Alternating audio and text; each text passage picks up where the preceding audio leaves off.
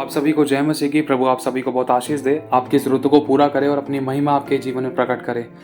अगर आज कोई भी निराश है या कोई भी हताश है या किसी के मन में भी कोई सुसाइड के थॉट चल रहे हैं या कोई भी किसी प्रकार से कोई परेशान है, दुखी, लाचार है या बीमार है या किसी प्रकार से अगर आप में से किसी की भी कोई आशा टूट गई है या आपको लग रहा है कि अब परमेश्वर भी मेरी प्रार्थना नहीं सुन रहा है, तो परमेश्वर आज आपको बताना चाहता है वो आपके साथ में है। बस आपको बने रहना है, कोई गलत कदम भूल कर भी मत उठाना, क्योंकि लिखा है जो इस शरीर को नाश करेगा परमेश्वर उसको नाश कर देगा। तो ऐसा कोई भी गलत कदम मत उठाना, क्योंकि शैतान को इन्हीं चीज़ों के कारण मौका मिलता है। शैतान मन पर, विचारों पर, शब्दों के द्वारा या किसी की बातों के द्वारा हावी होता था। मन के अंदर ऐसी ऐसी बातें डालता था, जैसे कि पतरस को हवा दिखने लग गई थी और वो पानी पर चलते चलते यीशु मसीह के पास जाने से पहले ही डूबने लगा। अब जो चीज़ है नहीं ना, वो भी दिखने लग जाती है। मतलब शैतान ऐसी ऐसी बातें मन के अंदर डालता है कि उसने मेरे बारे में ऐसा क्यों कहा, उसने मुझे क्यों छोड़ दिया और इसने मेरे साथ गलत बर्ताव क्यों किया, इसने मुझे इस्तेमाल क्यों कर लिया, मेरे पास कोई अच्छा काम नहीं है, कोई मेरी सुन नहीं रहा है और मेरे पास पैसे कहाँ से आएंगे, घर का खर्चा कैसे चलेगा, जॉब कैसे मिलेगी, या ये समस्या वो समस्या। 636 बातें हैं। ध्यान रखना, परमेश्वर ने जब आपको पहले निकाला तो आज भी निकालेगा। चाहे आपकी आत्मिक रूप में कोई भी आपकी समस्या या प्रभु आपको छू नहीं रहा है या प्रभु आपसे बात नहीं कर रहा है, तो प्लीज़ आपको कुछ ये गहरी बातें बताना बहुत ज़रूरी है। क्योंकि देखो, शैतान तो बाद में काम करता है, उससे पहले मनुष्य ही खुद अपना दुश्मन बन जाता है। उसके शब्द ध्यान रखना, शैतान इंसान को बाद में परेशान करता है, सबसे पहले मनुष्य ही समस्या को देखकर अपने बारे में गलत गीत गाने लग जाता है, गलत शब्द बोलने लग जाता है। मनुष्य की जुबान स्वयं अपने लिए दुश्मन है। विश्वासी का सबसे बड़ा शत्रु क्या है? ध्यान से समझना, यह है मनुष्य का मुंह। एक विश्वासी का मुंह, एक विश्वासी के शब्द, एक विश्वासी के शब्द किस प्रकार से जैसे निकलते हैं ना, परमेश्वर का वचन कहता है जैसा तो बोलेगा वैसा हो जाएगा। शैतान तो बाद में है हमारा शत्रु, उससे पहले ही हमारा शत्रु हमारी जुबान है। क्योंकि लिखा है कि मनुष्य अपनी मुंह की बातों का फल भोगता है। ये लिखा है जैसा तो बोता है वैसा तो काटेगा। और ये भी लिखा है जो अपने मुंह की चौकसी करता है वो अपने प्राणों की रक्षा करता है। और ये भी लिखा है जो अपनी जुबान को लगाम में लाना जानता है ना, वो इसका फल भोगेगा। तो बहुत सारी बातें जुबान के बारे में लिखी है, तो इसके रिगार्डिंग हमें अपनी जुबान को पवित्र करना है। और इसके अलावा परमेश्वर ये भी कहता है, तो उससे गलती हुई ना, क्षमा मांग और आगे बढ़, लेकिन उन गलती को, बुराइयों को छोड़ दे, मैं तेरी मदद और सहायता करूंगा। आपको निराश नहीं होना है, आपको हताश नहीं होना है, कोई भी गलत कदम नहीं उठाना है, क्योंकि शैतान की यही चाल है। इस बात का ध्यान रखना, ना तो कोई सुसाइड करना, ना तो किसी के साथ गलत बर्ताव करना, ना ही कोई गलत कदम उठाना, ना ही खुदा को छोड़ना। ध्यान रखना, क्योंकि ऐसी ऐसी गवाहियां हमें सुनने के लिए मिली थी जिसके अंदर एक अच्छे विश्वासियों ने इस धरती पर अपना जीवन समाप्त कर दिया। अब इसीलिए कहना चाहता हूँ, खुदावन का वचन साफ कहता है कि देख, जो भी तेरी समस्या है, जो भी तेरी परेशानी है, उसको मैं खत्म करूंगा, लेकिन तू मुझ में बनी रहे। हमारे जीवन में हमारी समस्याएं जो उत्पन्न हुई हैं, क्यों हुई हैं? हमारे शब्दों के कारण। शैतान ने तो बाद में काम किया है, शैतान तो हमारा शत्रु बाद में, उससे पहले हमारी जुबान, हमारे काम, हमारे विचार हमारे शत्रु थे। हम है ना, गलत देखकर, गलत सुनकर, गलत सोचकर उनको अपने मुंह से गलत शब्दों की तरह, मतलब गलत कन्फेशन करते हैं, फिर वही चीज़ एक तरीके से क्रिएट हो जाती है। जैसे एक छोटा सा बच्चा है, उसका पापा उसको बोल रहा है, अरे ये तो शैतानी करता है, शैतानी है, ये तो शैतान है, शैतान, अरे इतनी शैतानी कर रहा है। अगर हमारे शब्द शैतान वाले हैं ना, तो सच में वो शैतान के ही काम करेगा। फिर चाहे बाप भी उसको कितना मर्जी रोकने की कोशिश करे, तब भी नहीं सुन पाएगा वो बेटा, तब भी नहीं सुधर पाएगा। बेटा लग जाएगा गंजेड़ी नशेड़ी वाले कामों में, बुराई के कामों में, व्यभिचार के कामों में। क्यों? क्योंकि बाप तो पहले से ही उसको बोलता हुआ है, अरे तो शैतान के काम करता है, शैतानी है। अरे मेरा पति मतलब दारू पीता पियक्कड़ है, अरे मेरी वाइफ मतलब बहुत लड़ाई करती है, मेरी सास ऐसी है, मेरी सास वैसी है। हम अपने शब्दों का फल भोगते हैं। हमें अपने शब्दों को ठीक करना है, पश्चाताप करना है, माफी मांगनी है, आगे बढ़ जाना है और अपने शत्रु से प्रेम करना है और प्रभु को मौका हमारे जीवन में देना है। क्यों? क्योंकि जब हमारे जीवन में ये बुराइयां आ जाती है ना, तो हमें ऐसा लगता है कि सबसे बड़े पापी हम ही हैं। और दूसरी बात, परमेश्वर ने हमें क्षमा नहीं किया। एक बात कहना चाहता हूँ, जब खुदावन साफ कहता है कि अगर तू अपने गुनाहों को मेरे पास आके मान लेगा या मान लेगी, तो मैं तेरे गुनाहों को क्षमा कर दूंगा, तेरे पापों को देखूंगा भी नहीं, वरन उनको याद भी नहीं करूंगा, और तू भी उनको याद मत कर। लेकिन हम इन पुरानी बातों को सोच सोच के, गड़े मुर्दों को उखाड़ उखाड़ के सोचते हैं कि परमेश्वर ने मुझे माफ़ किया, नहीं किया, इससे बढ़िया तो मैं मर जाऊं, इससे बढ़िया तो ये हो जाए, वो हो जाए, मैं प्रभु को ही छोड़ दूं। प्रभु सुनता नहीं है। सो मुँह सो बातें, इन कामों को, इन बातों को छोड़ना है, हमें आगे बढ़ना है। क्योंकि शैतान मन के अंदर बातें डालता है। क्योंकि वचन में साफ लिखा है कि हनन्याह और सफीरा के समय में, हनन्याह के मन में शैतान ने एक बात डाली कि उसने पवित्र आत्मा से झूठ बोला, और उसके थोड़ी देर बाद ही हनन्याह मर गया, सिर्फ झूठ बोलने के कारण, कि उसने खुदावन के दास से झूठ बोला। सोचो हमारा परमेश्वर कितना सेंसिटिव है। बस हमारे शब्दों की ताकतों को हमें पहचानना है। शैतान यही चाहता है कि हम नाश हो, शैतान यही चाहता है कि हमारे साथ गलत हो, लेकिन हमें उसको नाश करना है, क्योंकि हम परमेश्वर की आत्मा से पैदा हुए हैं, हम नाश नहीं हो सकते। क्यों? क्योंकि जो परमेश्वर की आत्मा से पैदा हुआ है उसे शैतान छू नहीं सकता, वरन वो सर्वशक्तिमान परमेश्वर हमारे प्राणों को, हमारे जीवन को, हमारी हर एक आशीष और बरकतों को, हमारी लाइफ के हर एक हिस्से को उस शत्रु से, उस शैतान से बचा कर रखता है। ये वचन में साफ लिखा है। वो ना तो सोता है ना ऊँगता है। हम चाहे सो जाते हैं दाड़े मारकर, लेकिन हमारा परमेश्वर ना तो सोता है ना तो ऊँगता है। लिखा है कि घर बुद्धि से बनता है और समझ के द्वारा स्थिर रहता है। और ये भी लिखा है कि जागने वाले का परिश्रम व्यर्थ है। अगर नगर की रक्षा परमेश्वर ना करे ना, तो चाहे जितना मर्जी, चाहे हजारों सिक्योरिटी गार्ड लगा लो, आपको पता है बड़ी से बड़ी सिक्योरिटी लगाने के बाद भी लोगों के घर में चोरियां हुई थी। क्यों? क्योंकि उनके घर की रक्षा यहोवा नहीं कर रहा था। अब यहोवा जिनकी घर की रक्षा करता है, उनके घर का चाहे घर खुला भी छोड़ दें, तब भी लोगों के मन में ऐसा डर आ जाएगा कि इसके घर में नहीं जाना। चाहे सौ मुँह सौ बातें, कारण कुछ भी हो सकता है, लेकिन कोई परमेश्वर के लोगों के घर को हाथ नहीं लगा सकता। क्यों?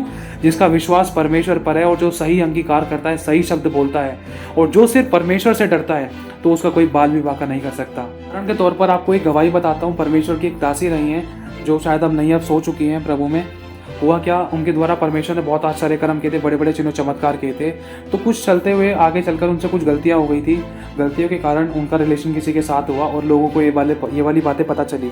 तो कलीसिया में एक तरीके से बहुत बड़ा मनमुटाव सा आ गया था, लोग दूर हो गए थे, चर्चेस अच्छे से नहीं चल रहे थे। तो हुआ क्या कि जब उनसे सारी गलतियां हुई, इसके कुछ टाइम बाद आगे चलने के बाद 1 से 2 साल, पता नहीं कितने साल बाद, शायद उनका पति जिनसे उनकी शादी हुई थी वो मर गया था, मतलब वो सो चुका था।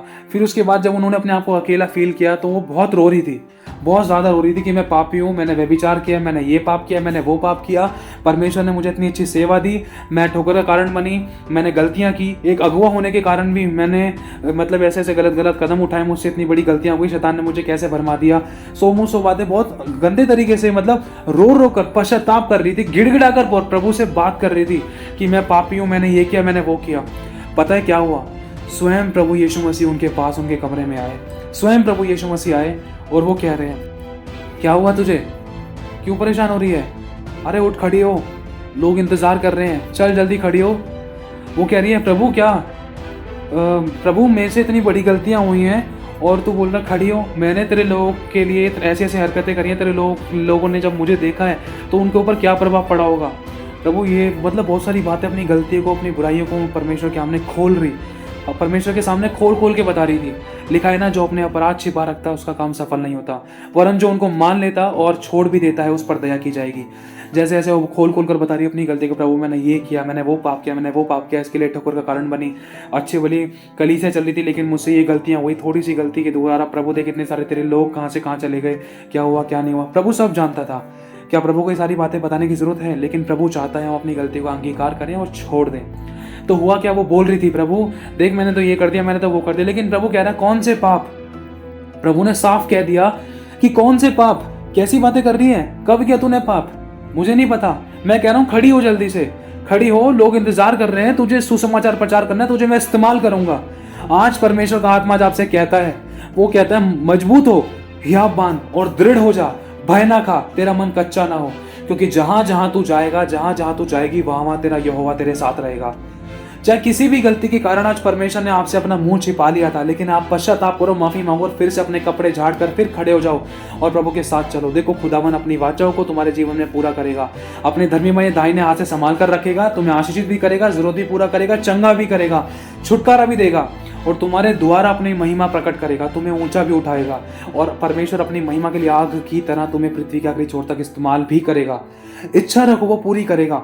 गिर गए चाहे, पश्चाताप करो, माफी मांगो, उठ खड़े हो जाओ, क्योंकि लिखा है कि धर्मी चाहे 7 बार गिरे, 7 बार मतलब 7 दिन गिर जाएगा, चाहे गलती हो भी जाए, लेकिन मान करो, छोड़ दो, प्रभु मुझसे गलती हुई, मुझे क्षमा कर, प्रभु अपने लहू से मुझे धो दे और प्रभु मुझे फिर से उठाकर खड़ा कर। प्रभु कहता है यहोवा उसे संभालता है। ध्यान रखना, धर्मी चाहे 7 बार गिरे तब भी वह उठ खड़ा होगा, क्योंकि यहोवा उसे संभालता है और यहोवा हमारा दृढ़ गढ़ है। ध्यान रखना, एक बाप का एक छोटा सा बच्चा जब वो पैरों पे चलना भी नहीं सीखा, अगर हल्का फुल्का चलना सीखता है, जब वो धीरे धीरे कुछ सामान उठाता है या धीरे धीरे चलकर आता है अपने पापा के पास, तो गिर जाता है। अब ये थोड़ी ना कि गिरा का गिरा रह गया, वो रोता है, बिलकता है हल्का फुल्का, अगर फिर उसके बाद दोबारा से कोशिश करता है ना। इसी तरीके से हमें पड़े नहीं रहना है। खुदावन कहता है हियाब बांध और दृढ़ हो जा, बहुत ही दृढ़ हो जा, तेरा मन कच्चा ना हो, मत डर, मैं तेरे साथ हूँ, इधर उधर मत ताक, मैं तेरा परमेश्वर हूँ। मैं तुझे दृढ़ करूंगा और अपने धर्मीमय दाहिने हाथ से मैं तुझे संभाले रहूंगा। संसार की ओर मत जा, संसार की ओर मत ताक, मत ताक, तूने मुझे पुकार और धीरज धर और ढांढस बांध, क्योंकि मैंने संसार को जीत लिया है। मैं ही तेरी जरूरतों को पूरा करूंगा, मैं ही तेरी घटी को भरपूरी बदलूंगा, तुझे मैं देने वाला बनाऊंगा, तुझे मैं ऊंचा उठाऊंगा और तुझे मैं सदा के घमंड का कारण भी ठहराऊंगा। जिन्होंने तुझ पर उंगलियां उठाई हैं वो खुद तेरे पास आएंगे, प्रार्थना के लिए आएंगे। ध्यान रख, परमेश्वर आज कहता है मेरे भाई और बहनों, जैसे परमेश्वर ने उस परमेश्वर की दासी को, यीशु मसीह ने उनको क्षमा किया, उनके सामने मुंह पर बोल दिया, कौन से पाप किए हैं तूने मेरी बेटी, मेरी बच्ची, कौन से पाप किए हैं, मुझे नहीं पता, मैं भूल गया, चल उठ खड़ी हो जा, दोबारा से काम कर, दोबारा से वही दौड़ना शुरू करो। शैतान की बातों में मत आना कि आप पापी हो, बोल दो हाँ मैंने पाप किया है, लेकिन मेरे यीशु ने मुझे क्षमा किया है, उसने कहा है मान ले और छोड़ दे। मैं कह रहा हूँ दोबारा से भी गलती हो गई ना, फिर भी कह रहा हूँ, लेकिन उन गिल्टी कॉन्शियस में पड़े मत रहना। शैतान धीरे धीरे करके ऐसे ट्यूनिंग करता है माइंड में, मन के अंदर की आशीषों से भी वंचित करवा देता है, प्रभु से इतना दूर करा देता है, लास्ट में मृत्यु तक पहुंचाने का उसका लास्ट एजेंडा है। तो इसीलिए मेरे भाई और बहनों, मजबूत रहो, खुदा के वचन को पुकारो, खुदा की ही ओर ताको और बिल्कुल भी मत डरना और सही अंगीकार करना शुरू करो। मैं कह रहा हूँ चाहे शैतान ने आपको कितना भी गिरा दिया, मैं कह रहा हूँ चाहे थोड़ा सा टाइम लो, 1 दिन लो, 2 दिन लो, चाहे थोड़ा रेस्ट करो, लेकिन शैतान को अपने जीवन में पूरी तरीके से काम मत करने दो। दोबारा से उठकर खड़े होकर शैतान को एक करारा तमाचा मारो। अगर वो आपके घर में एक जने को बीमार कर रहा था तो आप 10 बीमारों के नाम लिखकर या 20 बीमारों के नाम लिखकर या किसी भी बीमार व्यक्ति का नाम लिखकर उसके लिए प्रार्थना करो, या किसी भी बीमार के लिए ऐसी नॉर्मल प्रार्थना करो। वो हैरान हो जाएगा, अरे इसकी तो मैंने जड़ पकड़ रखी है, इसको तो कितना टेंशन दे रखा है, इसके घर में खुद बीमार है, लेकिन ये खुद दूसरों के लिए, बीमारों के लिए प्रार्थना कर रहा है। शैतान हैरान हो जाएगा, शैतान गड़बड़ा जाएगा, वो अपना चाहे जितना भी जोर लगा ले, लेकिन वो हार ही जाएगा। क्योंकि परमेश्वर जब आपके जीवन में अद्भुत तरीके से काम कर रहा है और जब प्रभु की ओर ताक रहे हो आप, और जब प्रभु को पुकार रहे हो, अपनी समस्या को ना देखकर वरन दूसरों के लिए प्रार्थना कर रहे, तो खुदावन आपकी खेती क्यों नहीं सींचेगा। वो कर्जदार नहीं है, तो उसने आपका बिजनेस ब्लॉक करने की कोशिश की है या आपको कोई नुकसान कराने की कोशिश करी है, दूसरे लोगों के लिए प्रार्थना करो और उसके साथ साथ फास्टिंग में आकर ऐसी बातों के लिए प्रोफेसीज करो, भविष्यवाणियां करना शुरू करो। अपने अकाउंट बैंक बैलेंस पर भविष्यवाणियां करो, अपने डॉक्यूमेंट्स पर भविष्यवाणियां करो, अपनी अलमारियों पर, मेज पर, कुर्सी पर, हर एक बैठने उठने खाने पीने की चीजों पर ब्लेसिंग्स को खोलो, भविष्यवाणियां करो और शैतान के शब्दों को बोलना बंद करो, कुचलो उसको निकालो, क्योंकि तुम्हारे पास अधिकार है। और शैतान यही चाहता है कि इंसान अपना अधिकारों को इस्तेमाल ना कर पाए। ध्यान रखना, यीशु के पास शैतान भी वचनों को लेकर आया था भरमाने के लिए, लेकिन यीशु अधिकारों को जानता था। यीशु ने भी कह दिया, भाई ये भी लिखा है, तू मेरे को रोटी का दिलासा मत दे, तू मुझे रोटी के चक्कर में तू मुझे भरमा मत। वचन में लिखा है साफ कि मनुष्य केवल रोटी ही से नहीं परंतु हर एक उस वचन से जीवित रहेगा जो परमेश्वर के मुख से निकलता है। मैं इसलिए जीवित हूं, जब परमेश्वर ने मुझे पहले जीवित रखा है तो आज नहीं रखेगा। बस पुराने समय को याद करके उसका धन्यवाद करना शुरू करो। धन्यवाद का बलिदान चढ़ाने वाला परमेश्वर की महिमा करता है। खुदावन आपको कैसे बढ़ा देगा आपको पता भी नहीं चलेगा। मैंने अपनी जिंदगी में अनुभव किया है। अपनी पुरानी बातों को धन्यवाद करो, कितना आंसू में थे, घटी में थे, समस्या में थे, बीमारी में थे, परेशानी में थे, और आपको एक्सीडेंट से बचाया, मौत से बचाया, कोरोना से बचाया, महामारी मार रोगों से बचाया, परिवार को टूटने से बचाया, बहुत सी ऐसी समस्याओं से भी आपको बचाया जिनके बारे में आपको भनक तक नहीं लगी। मैं इसीलिए कह रहा हूँ उन पुरानी बातों को याद कर करके धन्यवाद करो, और आज का समय तुम्हें पता भी नहीं चलेगा कैसे निकल जाएगा, कैसे परमेश्वर तुम्हें जय दिलाएगा और ऊंचा उठाएगा और तुम्हारे आंसू को पोंछ डालेगा। तो इसीलिए अपनी जुबान को अपने नियंत्रण में करो, क्योंकि मनुष्य की जुबान ही सबसे बड़ा शत्रु था। ध्यान रखना, हम विश्वासियों को तो सबसे पहले इन बातों का ध्यान रखना है कि हमें अपने शब्दों को सही तरीके से इस्तेमाल करना है, ठीक है। इसी बातों को ध्यान रखते हुए कोई भी गलत कदम मत उठाना। मैं कह रहा हूं चाहे उपवास करना पड़े, चाहे थोड़ा सा रेस्ट करना पड़े, लेकिन गलत कदम कभी मत उठाना। प्रभु के साथ बैठना, चाहे आंसू आए, बैठना, संगति करना, चाहे किसी विश्वासी की संगति करना। अगर विश्वासी की भी संगति करने का मन ना करे, कोई गलत कदम मत उठाना, गलत शैतान के झांसे में मत आना, क्योंकि शैतान की यही चाल है। ध्यान रखना, अपने आप को बिल्कुल बुरा और गलत मत समझना। हाँ, हम गलत हैं, हम जानते हैं, हमसे गलतियां हो जाती है। कहते हैं ना कि इंसान गलतियों का पुतला है, लेकिन हमारा परमेश्वर भी कुछ कहता है, हमें उसकी भी सुननी है। एक बात कहना चाहता हूं, ध्यान से समझना। आज मैं कहता हूं कि प्रभु मैं सबसे बड़ा पापी हूं, प्रभु तू भी मुझे माफ नहीं कर सकता, मैंने ऐसे पाप किए हैं। आप सोच कर देखो, जिसने हमें बनाया है वो परमेश्वर स्वयं हमसे कह रहा है कि मैंने तुझे माफ कर दिया, और बेटा मैंने तुझे क्षमा कर दिया, चल जा, तेरे पाप क्षमा हो गए, तुझ पर मैंने दया कर दी, तुझे मैं फिर से आशीषित करूंगा, तो सब बातें भूल जा। तो सोच कर देखो, जब मैं बार बार ये वाली बातें बोल रहा हूँ कि प्रभु तू भी मुझे माफ नहीं कर सकता, तो क्या मैं परमेश्वर से बड़ा हो गया? सोच कर देखो, क्या मैं परमेश्वर से बड़ा हो गया? जब परमेश्वर मेरे बनाने वाले ने, धरती और आकाश के बनाने वाले ने मुझे क्षमा कर दिया, तो मैं होता कौन हूं कि मैं अपने आप को बोलूं कि परमेश्वर भी मुझे माफ नहीं कर सकता? इसीलिए शैतान की इन चालों से अनजान मत रहो। वो बातों को घुमा फिरा के ऐसे ऐसे मन में, कानों में ट्यूनिंग करता है, अच्छे वाले परिवार भी, अच्छे वाले रिश्ते भी बिगड़ जाते हैं। जिन बातों का कोई मतलब नहीं है ना, उन बातों पे लड़ाइयाँ हो जाती थी। इसलिए ढांढस बांधो, अपने जुबान पर चौकसी रखो और गलत बातों के लिए अपने मुंह पर चुप्पी लगाओ और अच्छी बातों के लिए अपने मुंह को खोलो। और अगर कुछ गलत दिखाई भी दे रहा था तो उनकी बदले पॉजिटिव चीज़ों को कन्फेस करना शुरू करो। अगर कोई दिखाई दे रहा था आपके जीवन में कोई घटी थी, कोई काम नहीं बन रहा था, तो अच्छे अंगीकार करना शुरू करो। अपने मन में इन युद्ध को मत लड़ो।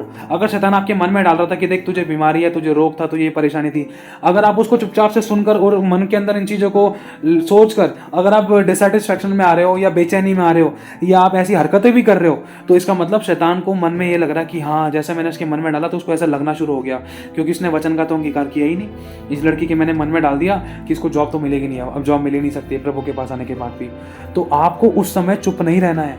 अगर आप चुप रहे तो शैतान को एक पॉइंट और मिल सकता है। किस बात में? कि वो ये सोचेगा, अरे इसको, लड़की को तो वचन मालूम है, इस लड़के को तो वचन मालूम है, लेकिन फिर भी इसने वचन का इस्तेमाल नहीं किया। मैंने इसके मन में ऐसी ऐसी बात डाल दी, ऐसे ख्याल डाल दिए, ऐसे विचार डाल दिए और ऐसे लोगों को, ऐसी परिस्थिति को मैं इसके सामने लेकर आ गया, तब भी इसने वचन से मेरी काट नहीं की, मेरे से वचन को लेकर लड़ा नहीं।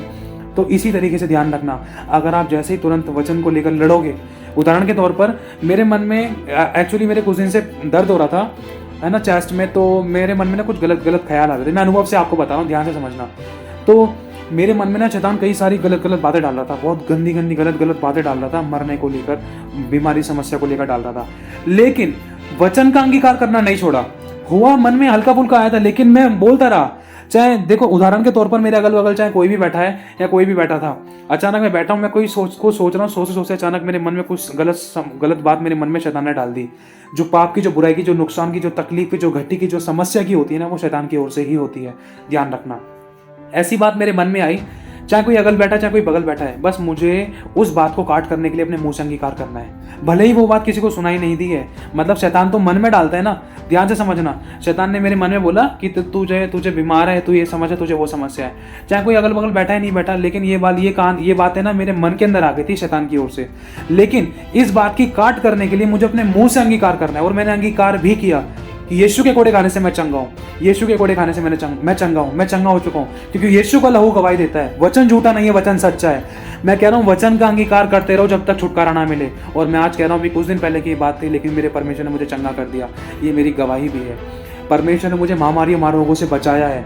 शैतान तो डराने की कोशिश कर रहा था। शैतान डर डालता है कि तुझे बीमारी है, तुझे रोग है, तुझे तकलीफ है, तुझे घटी है, तुझे समस्या है, तेरा कोई काम नहीं बन सकता, सो मुंह सो बातें।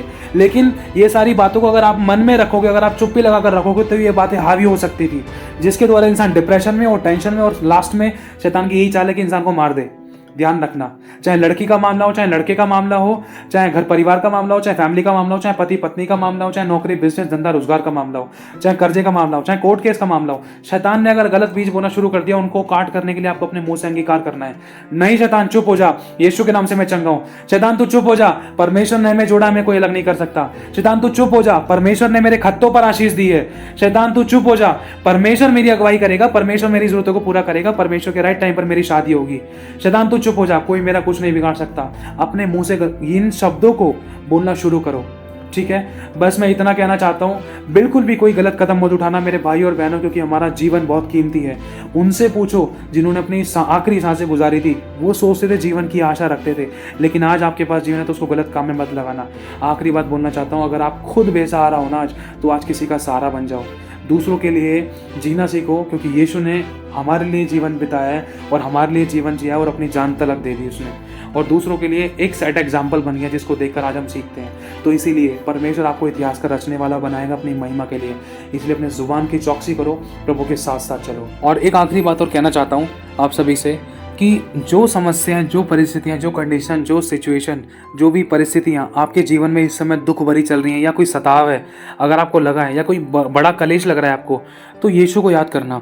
जब यीशु इन चीज़ों से गुजर रहा था, वरन आपसे भी ज़्यादा बढ़कर सताव जब यीशु के ऊपर आया था, वो यीशु तो बिल्कुल सही था, पवित्र था, उसने तो कोई गलत काम नहीं किया था, उसने कोई पाप नहीं किया था, लेकिन उसके सही होने के बाद भी जब ये सारी बातें उसके साथ घटी तो उसके अंदर से क्या निकला? उसने अपने आप को सच्चे न्याय के हाथों में सौंपा, उसने परमेश्वर के विरुद्ध में गवाही नहीं दी, उसने परमेश्वर से लड़ाई नहीं की। यीशु मसीह परमेश्वर के विरुद्ध में नहीं हुआ, ना ही परमेश्वर की निंदा करी, ना ही बुराई करी, और ना ही अपने गलत शब्दों का, ना ही अपने मुंह से गलत शब्दों का उच्चारण किया। ध्यान रखना, अपने मुंह से यीशु ने हमेशा सही शब्द बोले। अगर आप चाहो तो पूरी बाइबल खोलकर पढ़ सकते हो कि परमेश्वर पिता ने और प्रभु यीशु मसीह ने कभी एक भी गलत शब्द का इस्तेमाल नहीं किया। हमेशा पॉजिटिव ही बोला है और हमेशा न्याय की बात कही है, गलत को गलत बताया, सही को सही बताया है। ध्यान रखना, ठीक है, क्योंकि पाप को पाप नहीं बताएंगे तो क्या पवित्रता ही बताएंगे। लेकिन जब समस्या दिखाई दी है तो समस्या के समय समस्या का नहीं वरन समाधान का नाम लिया है परमेश्वर ने। उदाहरण के तौर पर अगर आप एक उत्पत्ति का पहला अध्याय और उसका पहली दूसरी आयत पढ़ोगे तो उसमें समझ आ जाएगा। लिखा है, परमेश्वर ने आकाश और पृथ्वी की सृष्टि की और पृथ्वी बेडोल और सुनसान पड़ी थी और वहाँ पर अंधकार था बहुत, और वहाँ पर गहरे जल पर परमेश्वर का आत्मा मंडराता था। तो परमेश्वर ने जब अंधकार देखा तो परमेश्वर ने ये नहीं कहा कि अंधकार चला जा। ध्यान से समझना, परमेश्वर ने अंधकार को उजाले से अलग किया। लिखा है, परमेश्वर ने कहा प्रकाश हो जा।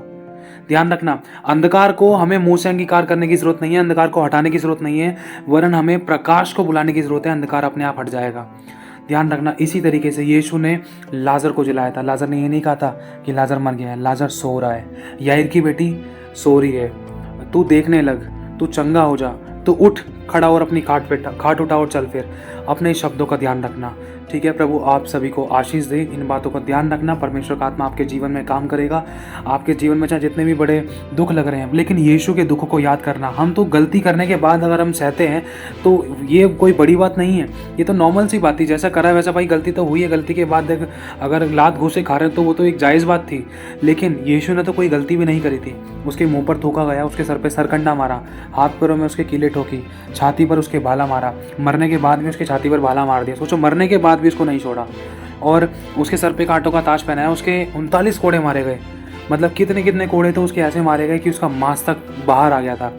लिखा है कि वो घायल किया गया, उसकी कमर पर, उसकी पीठ पर हलवाहों ने हल चलाए। मतलब ऐसी ऐसी रेखाएं खींची थी हमारे पापों के कारण। जब यीशु मसीह को क्रूस पर चढ़ाया गया, उससे पहले जब यीशु को कोड़े मारे गए तो बहुत गंदी तरीके से यीशु मसीह की हालत कर दी थी। और कहा जाता है यीशु मसीह क्रूस की जब दर्दनाक मृत्यु पर चढ़े थे, जब यीशु मसीह क्रूस पर चढ़े थे तो उस समय वो सिर्फ एक लोथड़े की तरह दिखाई दे रहे थे। तो क्या उससे बढ़कर है हमारा दर्द? क्या उससे बढ़कर है हमारा दुख? क्या उससे बढ़कर है हमारी समस्या, हमारे जीवन का कलेश?